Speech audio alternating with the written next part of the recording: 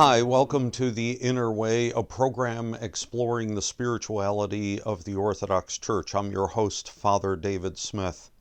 We've been spending some time lately with St. Isaac of Syria, specifically his ascetical homilies, which I've been reading this Lent. And today we're going to continue. There's a passage from his 56th homily that has to do with afflictions in the spiritual life, or afflictions for the spiritual person. I say that the one who lives in virtue will find that day by day his afflictions increase, and the more he makes progress, the more he will be found amid adversities.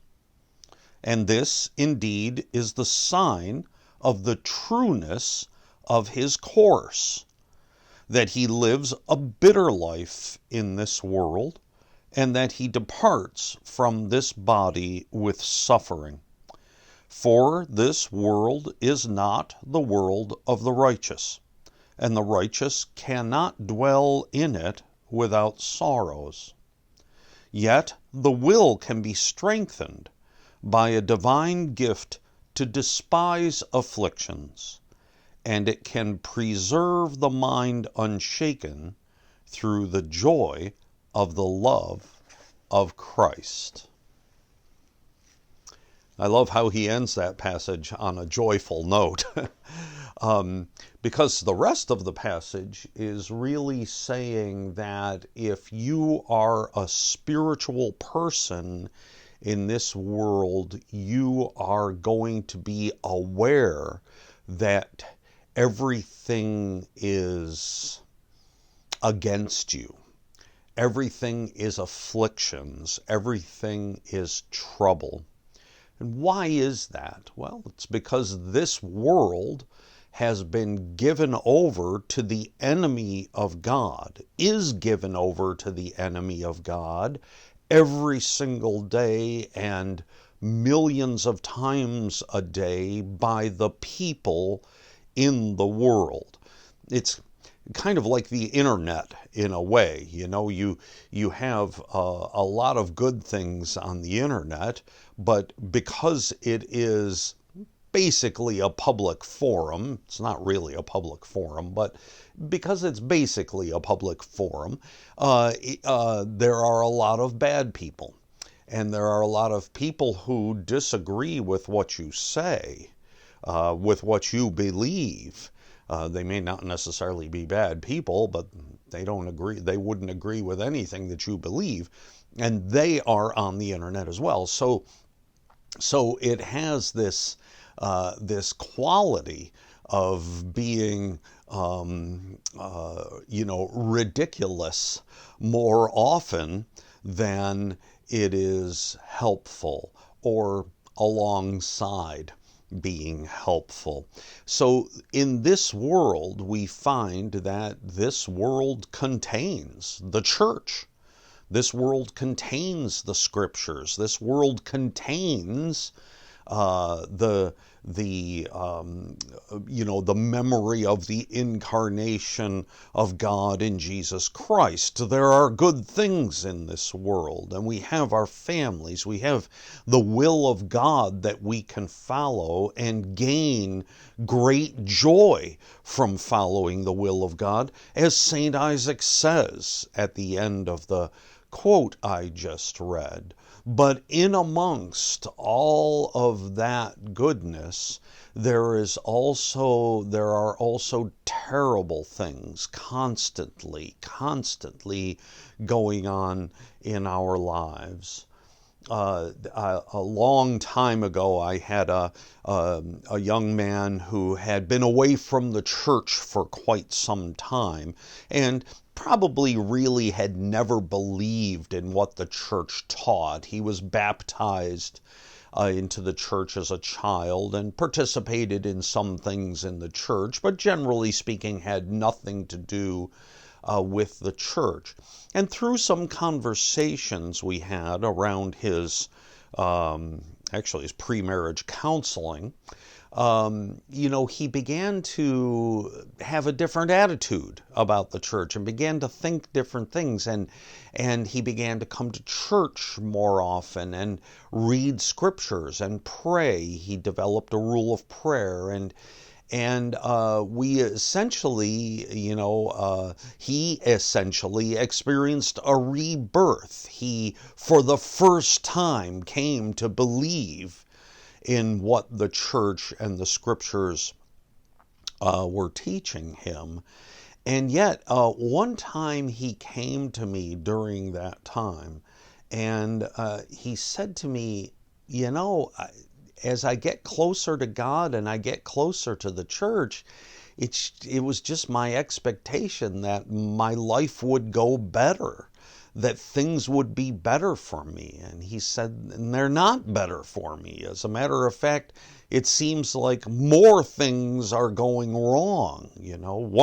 One of the things was that the person he married, and they've had a very successful marriage over the years. It's been over 20 years.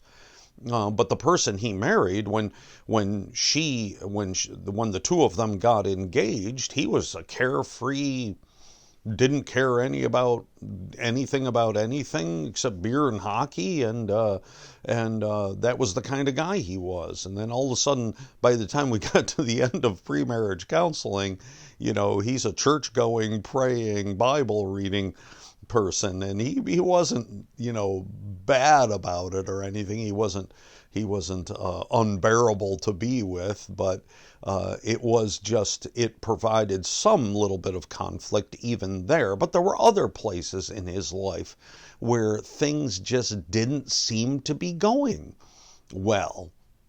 And so we talked about that. We talked about the fact that this world really belongs to the devil, that when you walk outside the doors of the church, you walk into the kingdom of the devil. And when you walk into the church, you are walking into a different kingdom, into the kingdom of God. And those are two opposing kingdoms, and they are constantly at war with one another.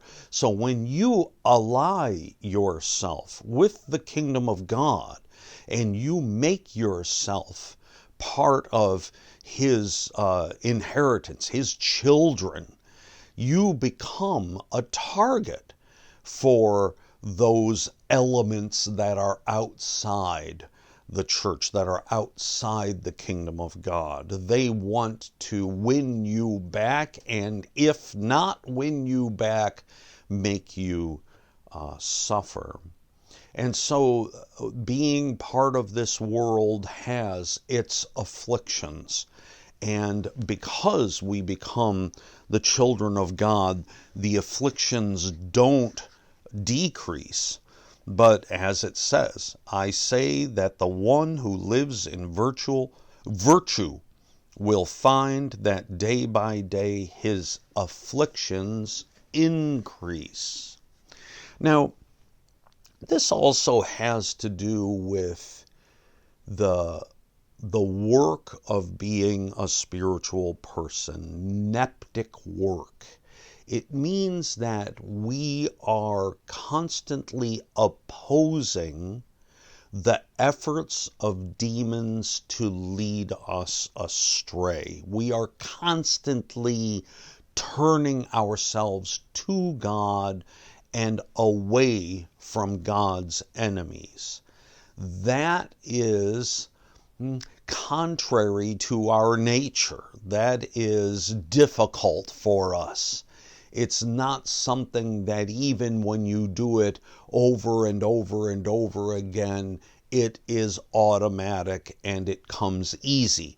Now, for some people, it comes easier than other people. But, I use the example of our minds wandering during prayer.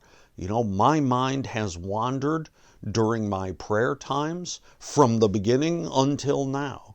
And to some degree, I'm able to use some tricks, some ideas to keep my mind focused during prayer, but it is always a struggle. It never stops being a struggle. The more he makes progress, the more he will be found amid adversities.